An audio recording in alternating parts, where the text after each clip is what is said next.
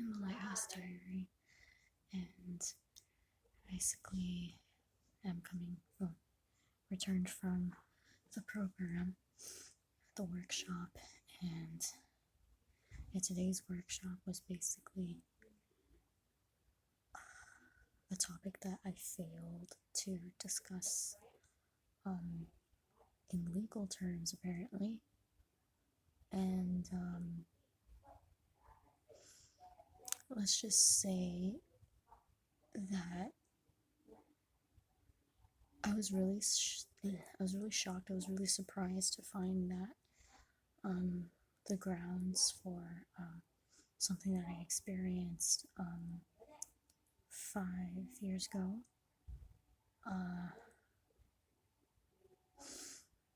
Let's just say,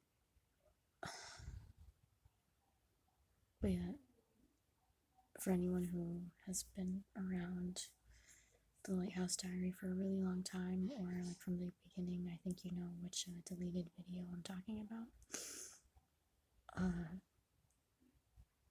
Let's just say that my awareness of the whole matter that I experienced some years ago, it wasn't as fully breadth, it wasn't as faceted as I thought initially. I was just receiving the part of the issue where basically I was being completely blamed by who was like at the time like a big part or should have been a part of my care circle, but they were just disguising themselves as part of my care circle, but behind closed doors they were abusing me verbally.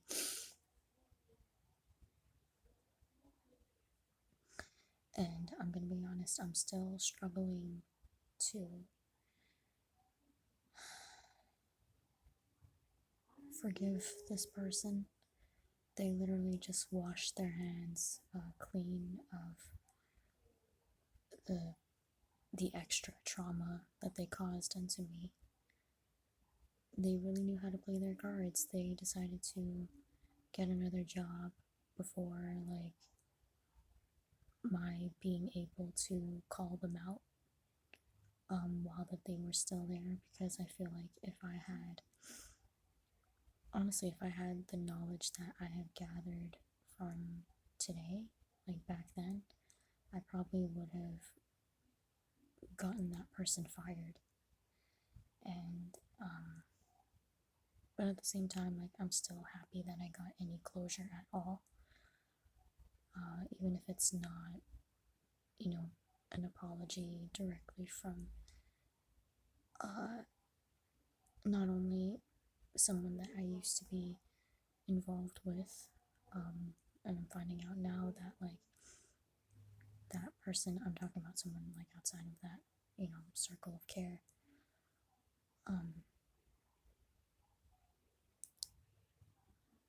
Yeah, I'm basically finding out now that I didn't have the best faculties being involved with that person.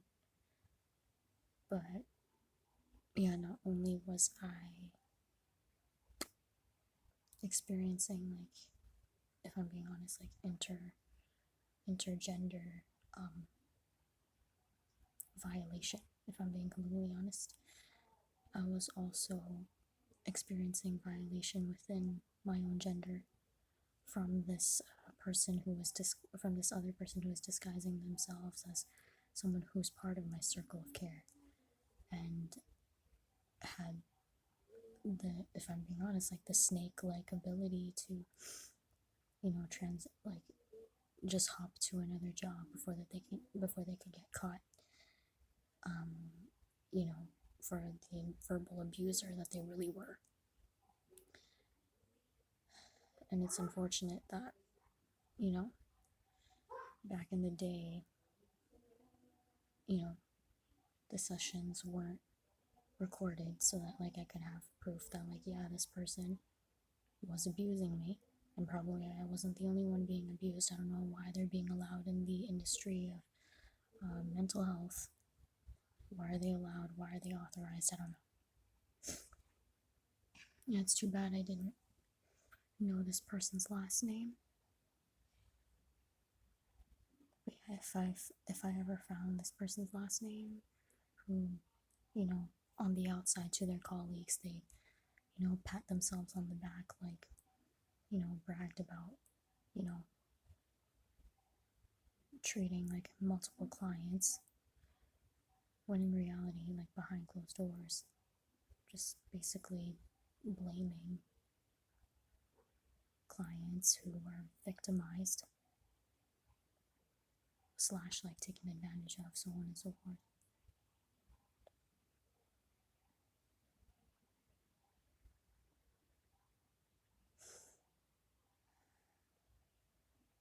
Yeah, I guess what I'm trying to say is that I kind of want to offer this suggestion to people in the mental health industry, especially if, like, especially if you're in management. If there is a way that y'all can monitor like verbal abuse from the people that you hire, that'd be fantastic. I may not be able to track down this person that abused me and like confront them and like let them know this legal knowledge that I know now. I may not be able to do that, but yeah, I just want to pass that on. This probably won't be seen by many people in that industry, but hopefully there will be a miracle where the algorithm would somehow connect this message to the right people. Praying that's the case, but yeah, I'm basically just saying, like, it is not okay.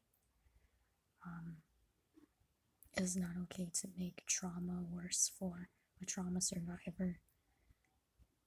It is not okay to victim blame, whether you're in the industry or not. It is not okay.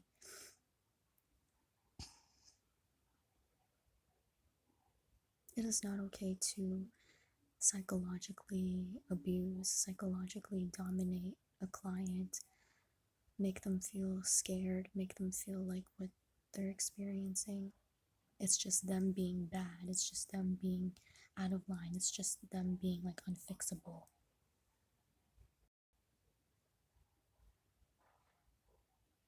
It's just them being difficult.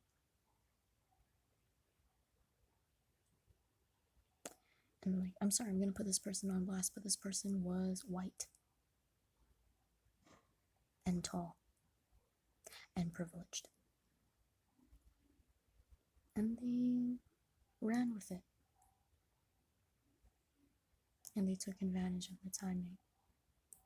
And I pray that like this isn't going to be a normal thing anymore. I pray that,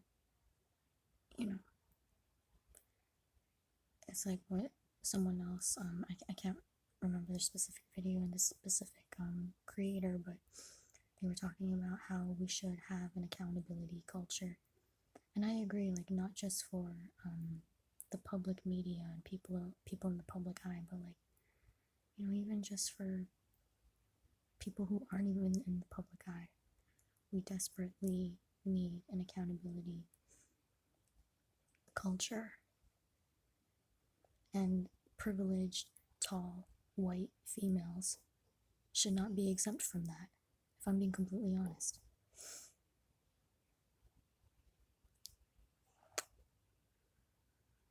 I don't want to be angry at this person. I don't want to resent this person, but I can't change the fact that this person was fucked up, and they fucked up. They did. And I pray that the people who have been manipulative and abusive in the system, that they get found out and that there are consequences to be faced. If it's not okay for a doctor to mistreat their patients, just the same way it is not okay for a therapist, a self-proclaimed therapist or counselor, to diminish someone's suffering and pain.